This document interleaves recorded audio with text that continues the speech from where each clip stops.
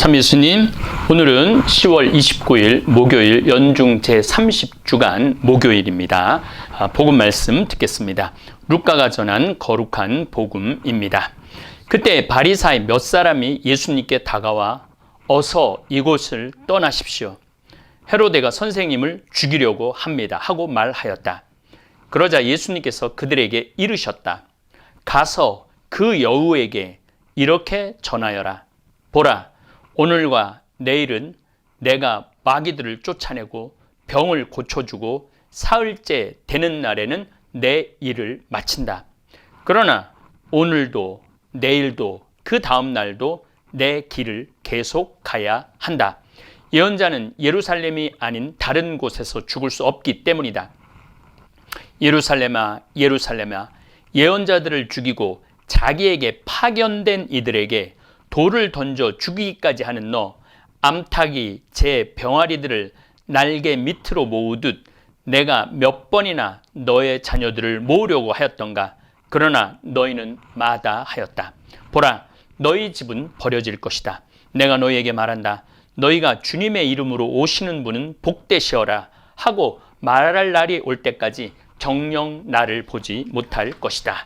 주님의 말씀입니다. 그리스도님 찬미합니다. 대한민국은 극단적 보수주의, 태극기 부대, 또 극단적 진보, 촛불시위로 나뉘어서 정치적 이념이 충돌할 때 단 한 치의 양보도 없는 것 같다 답답할 때가 참 많습니다.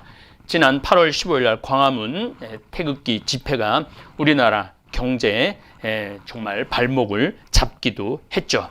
그런데 사실 보수주의 태극기 부대 안에도 건강한 보수주의자들도 많습니다.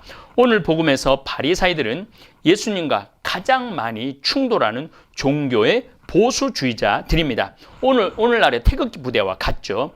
그래서 다 나쁜 사람들만 모여 있을 것 같지만 오늘 복음을 보면 꼭 그렇지도 않습니다. 루카복음 13장 31절을 보면 그때 바리사이 몇 사람이 예수님께 다가와 어서 이곳을 떠나십시오. 헤로데가 선생님을 죽이려고 합니다. 하고 예수님께서 위험하시기에 피신하시기를 간청하는 바리사이들도 있었습니다.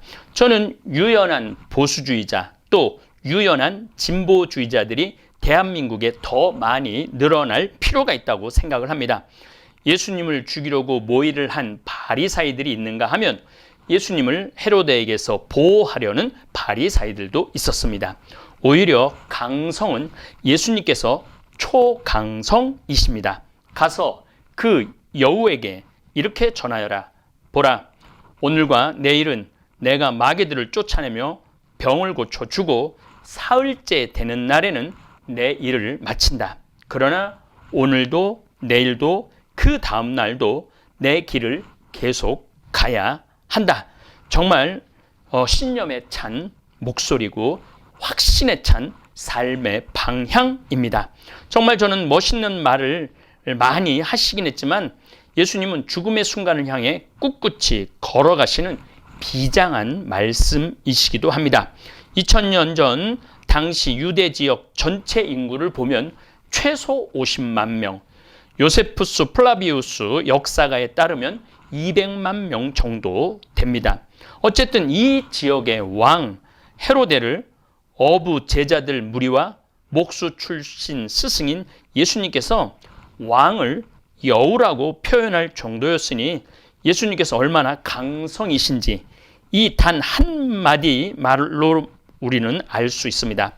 물론 약자에게는 한없이 약한 모습을 보이셨지만 지도자이면서 하느님의 길을 가지 않는 사람들에게는 엄한 메시아 그리스도의 모습을 볼 수 있습니다. 예수님은 우리 인간을 병아리로 묘사하셨습니다. 저도 평창에서 닭을 길러봤지만 닭이 병아리를 모아 품는 모습은 얼마나 정성스럽고 아름다운지 모릅니다. 얼미 닭은 알을 품어요. 21일 정도 품어요. 따뜻할 때는 21일, 약간 추울 때는 한 23, 4일 정도 품습니다. 알을 품는 일 외에도 병아리들을 위해서 오소리, 족제비, 고양이하고도 싸워 이겨내야 합니다.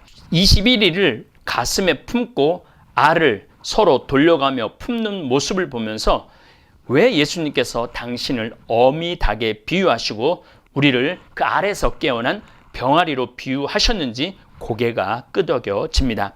예수님의 표현이 기가 막힙니다.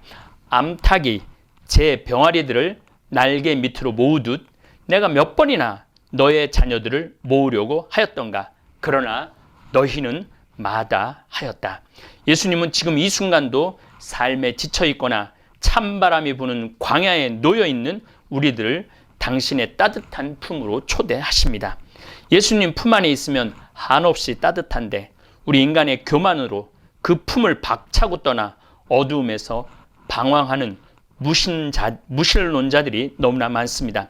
예수님께서 2000년 전 이 세상, 그것도 또 2000년 전 아브라함부터 세례자 요한까지 하느님을 맞이할 준비가 끝난 이스라엘에 오시어 더러운 영을 쫓아내시고 병자들을 고쳐주시고 하느님 아버지를 우리 인간의 아버지로 불러주셨고 하느님 나라의 신비와 진리를 가르쳐 주시고 우리를 위해 십자가에 못 박혀 돌아가시고 3일 만에 영광스럽게 부활 승천하셨고 지금도 우리와 함께, 아니 우리를 암탉이 병아리 모으듯 모으려 하고 계시는데 우리 인간의 쥐꼬리만한 돈 욕심에, 권력 욕심에 사로잡혀 영원한 하느님 나라 초대를 거부하고 있습니다.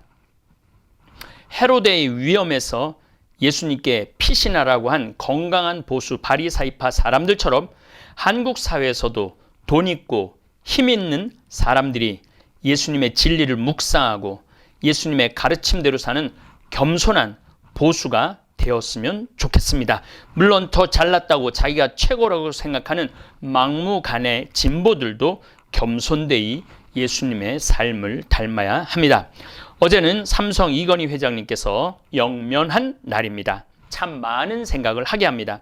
누가 뭐라 해도 대한민국의 국격을 높인 기업인 이건희 회장이고 삼성전자입니다. 사실은 우리나라에서는 삼성전자가 존경을 받지 못하지만은 제가 전 세계, 잠비아에도 여러분들 삼성이 나가 있어요. 잠비아에서도 삼성 휴대폰 갖는 것이 그들의 꿈이고 로망입니다.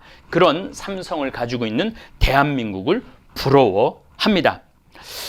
문제는 삶의 마지막을 어떻게 정리하느냐에 따라서 영원히 기억되는 기업인으로 남을 수도 있고 그저 돈 많이 벌은 경제인으로만, 다시 말해 돈만 아는 사람으로 기억될 수도 있습니다. 만약 나에게 20조 재산이 있다면 어떻게 할 것인가?